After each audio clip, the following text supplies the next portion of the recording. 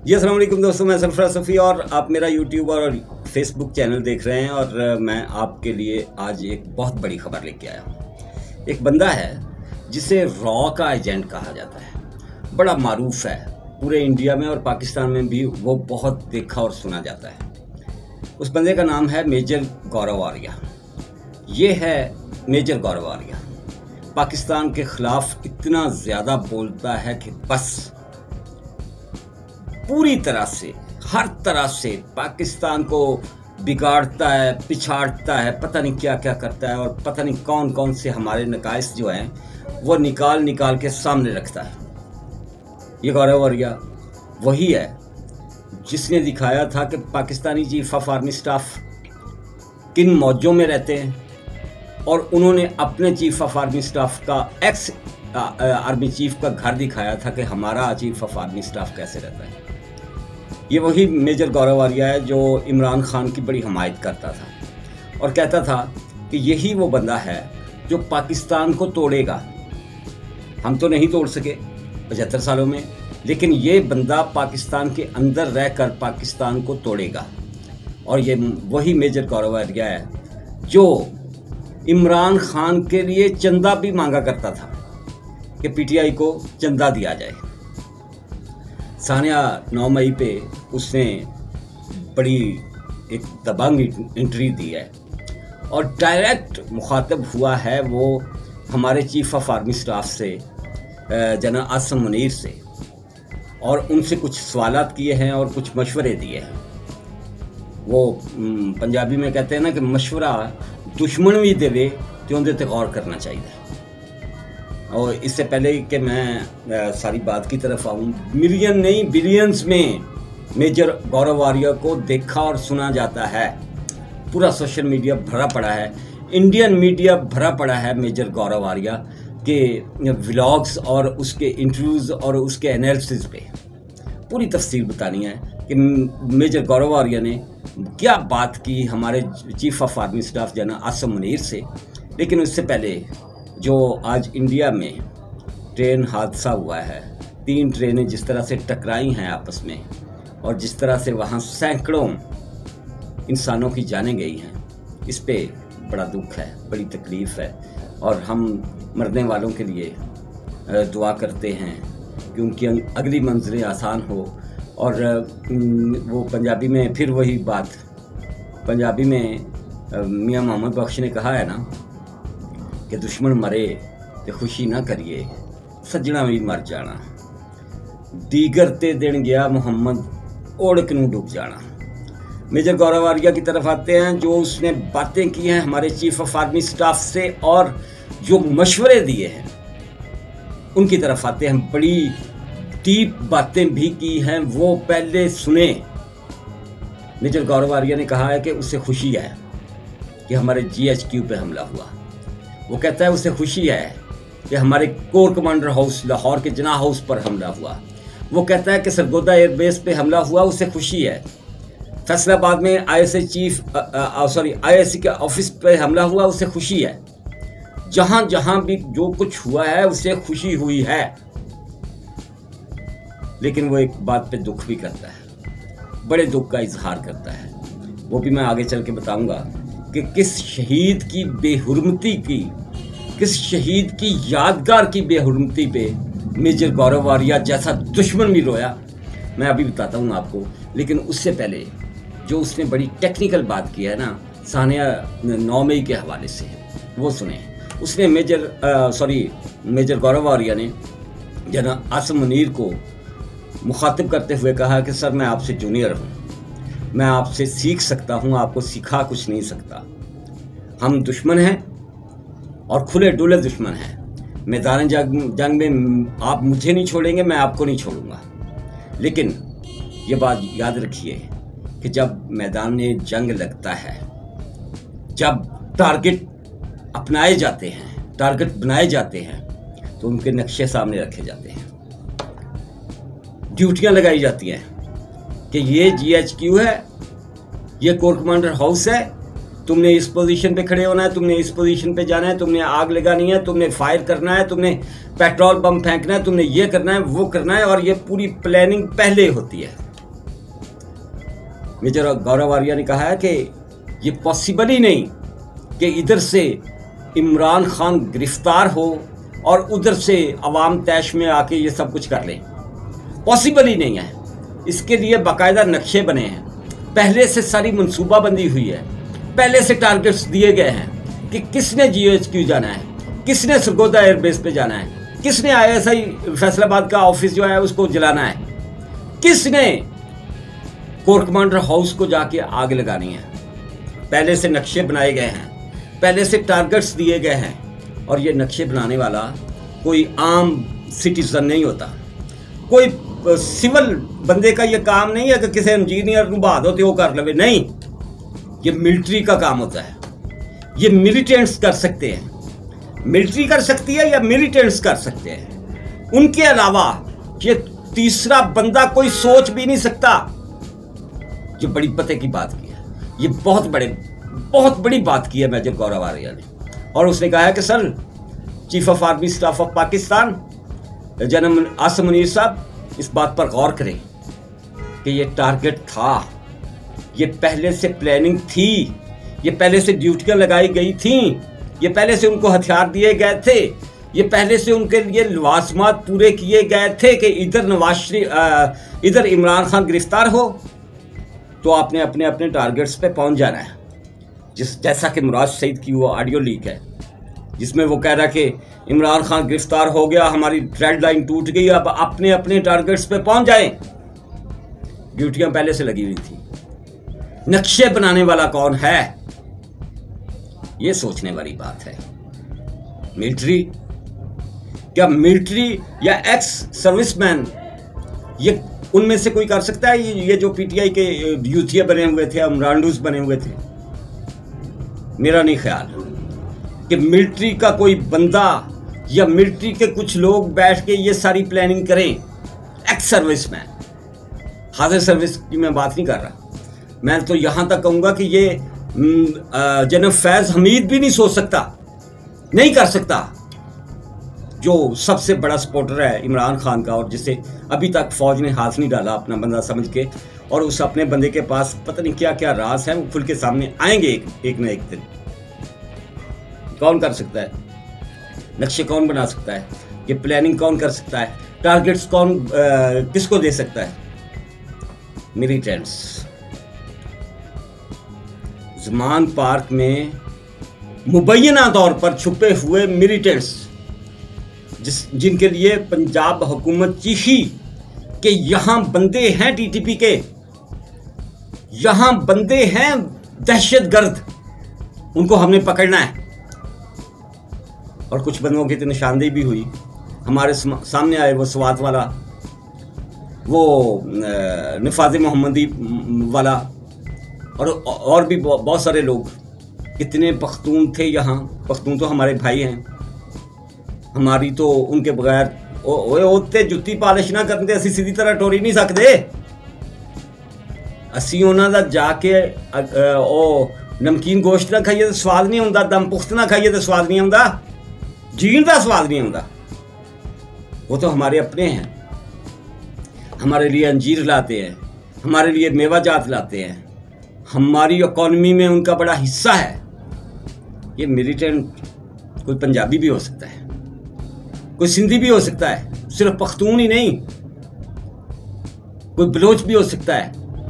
हम में से हमारे गद्दार हो सकते हैं, लेकिन वहां पख्तून थे ज़मान पार्क में, जिनका नाम लिया जाता है, जिनके हवाले से दावा भी है मिनिस्टर इंफॉर्मेशन पंजाब आमिर मीर का कि हमने 8 ऐसे बंदे पकड़े हैं।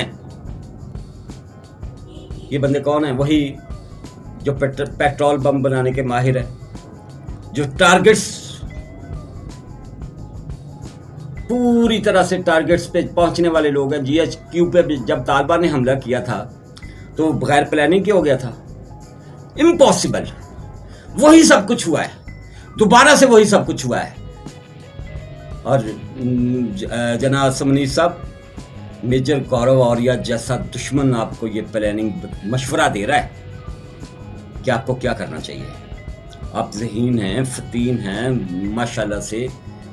जिस तरह से आपने हाथ डाला है जिस तरह से आपने इनको ये नाम निहाद इनकलाबी और रियासत मदीना वालों को जिस तरह से आपने सबक सिखाया है, ये आप ही कर सकते थे। लेकिन उन सारी चीज़ों के की तय में जाना है कि ये प्लानिंग कैसे हुई, किसने की, क्यों की, और हमारा ये दुश्मन जो नहीं कर सके वो हमारे अपनों ने, हमारे मुल्क के अंदर बैठे हुए लोगों ने कैसे कर लिया।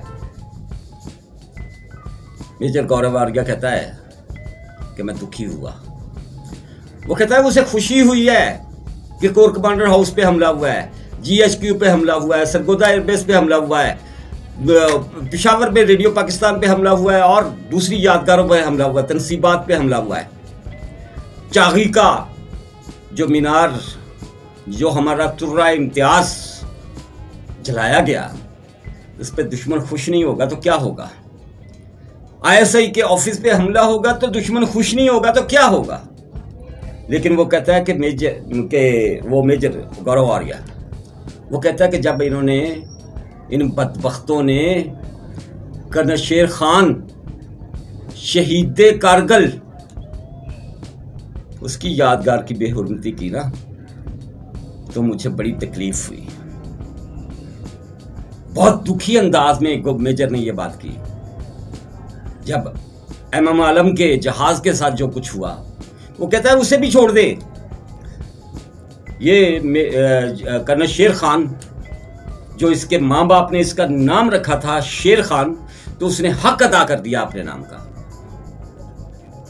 और वो कहता है कि जब इसकी बेहुरमती की गई ना, तो फट गया दिल, अंदर से फट गया। और वो कहता है कि जो कौमें अपने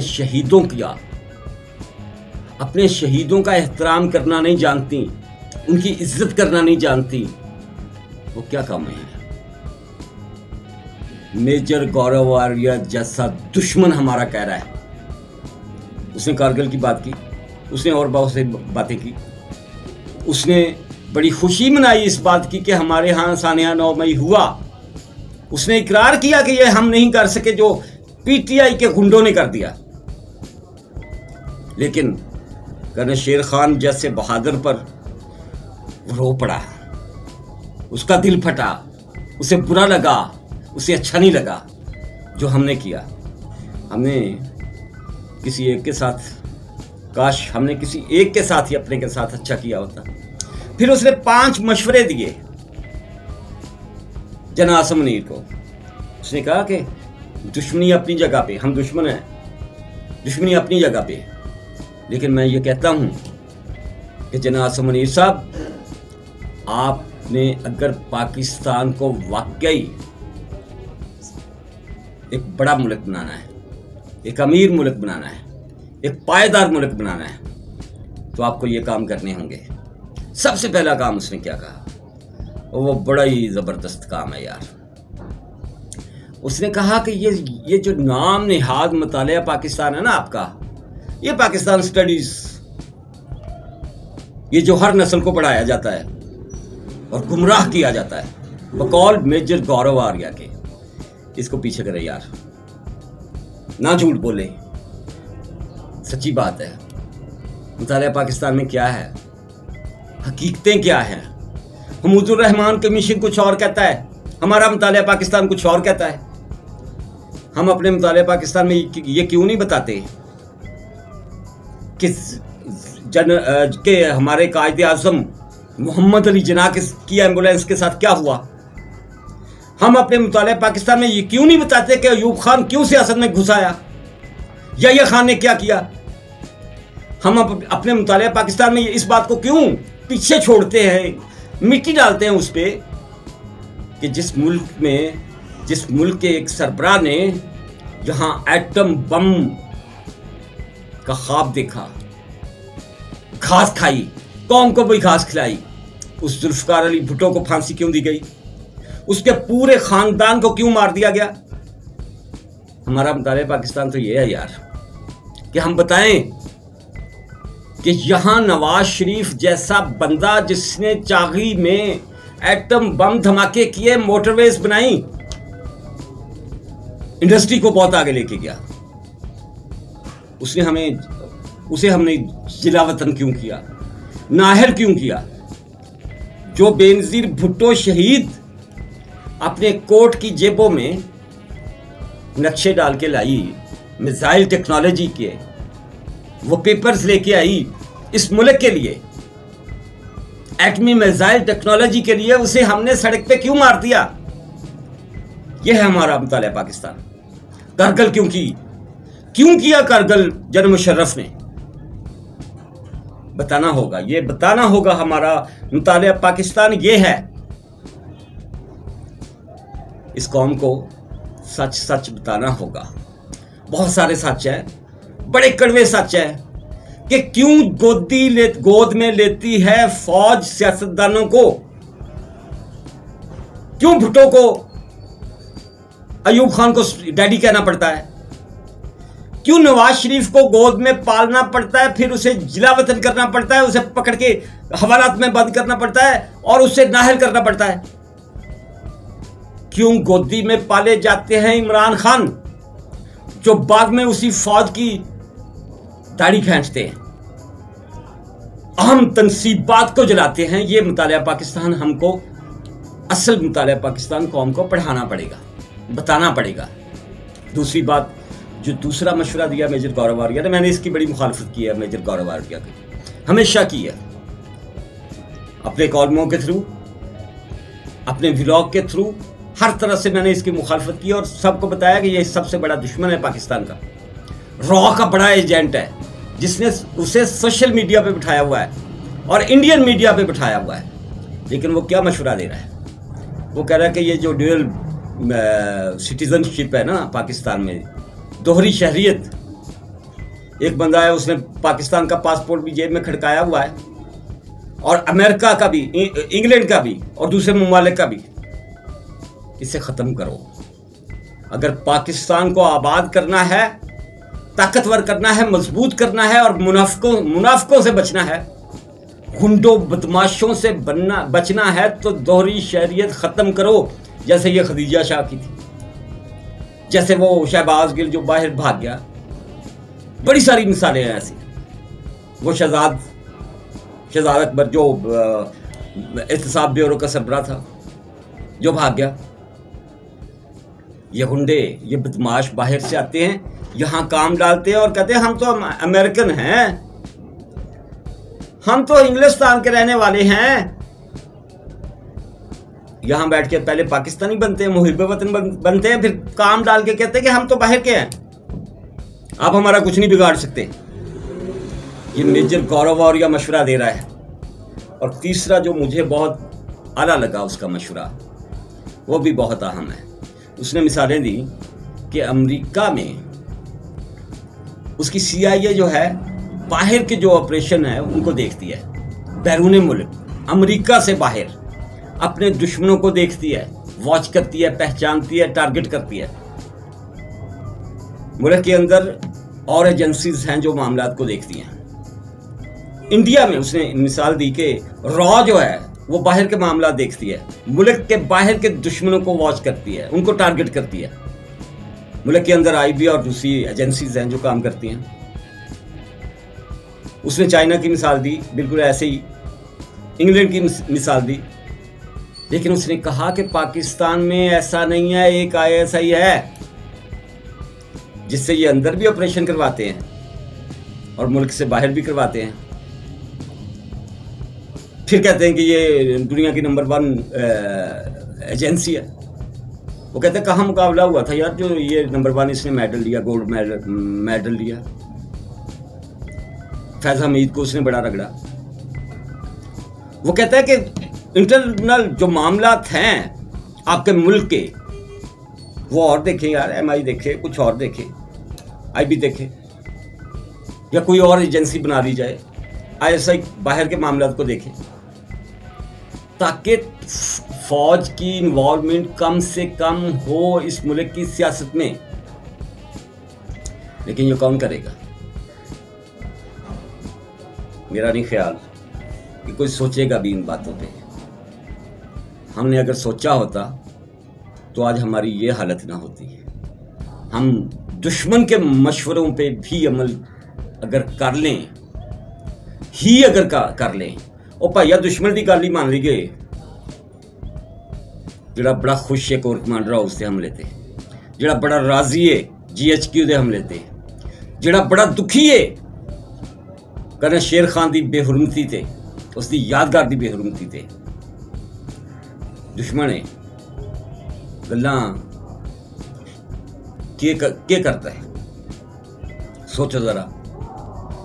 और हमारी फ़ौज को इन बातों को देखना होगा कि जो कल तक कहते थे न्यूट्रल हैं आज न्यूट्रल नहीं है, वाकई उन्हें घसीटा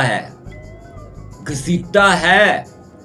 इस PTI ने इन गुंडों ने घसीटा है फिर से सियासत में जनाब आसिम मुनीर को, और वो जो जनाब फैज़ हमीद है जो जड़ है इन सारे मामलात की, उसको किसने देखना है? जनाब आसिम मुनीर साहब, बात वहाँ से भी शुरू की जाए, देखा जाए कि हमारे दुश्मन कहाँ कहाँ बैठे हुए हैं जिन्होंने जड़ें खोखली कर दी इस मुल्क की, जो खा गए हमारे मुल्क को। वैसे आपस की बात है, मैंने अपने पिछले व्लॉग में भी ये बात की थी, क्या अब्दुल सत्तार ईदी सियासतदान थे या उन्होंने MNA का इलेक्शन लड़ना था इमरान खान के मुकाबले में? क्या डॉक्टर इसरार अहमद सियासतदान थे? क्या उन्होंने प्राइम मिनिस्टर बनना था इमरान खान का मुकाबले में पाकिस्तान का? क्या हकीम सईद इस तरह के सियासतदान थे? उन्होंने क्यों निशानदेही की थी कि ये इमरान खान उनका भेजा हुआ बंदा है, तबाह करेगा ये हमारे मुल्क, इससे बचो। सोचने वाली बातें, करने वाली बातें, गौर करने वाली बातें हैं। जिस दोस्त ने अभी तक मेरा YouTube चैनल सब्सक्राइब नहीं किया, इसे सब्सक्राइब कर लें और इसकी बेल आइकॉन जो है वो ज़रूर बजा लें ताकि मेरा हर व्लॉग आप तक पहुँचे जैसे मैं अपलोड करूँ। टली मार लो टली, टर्न करके रब रखा। अल्लाह हाफिज़।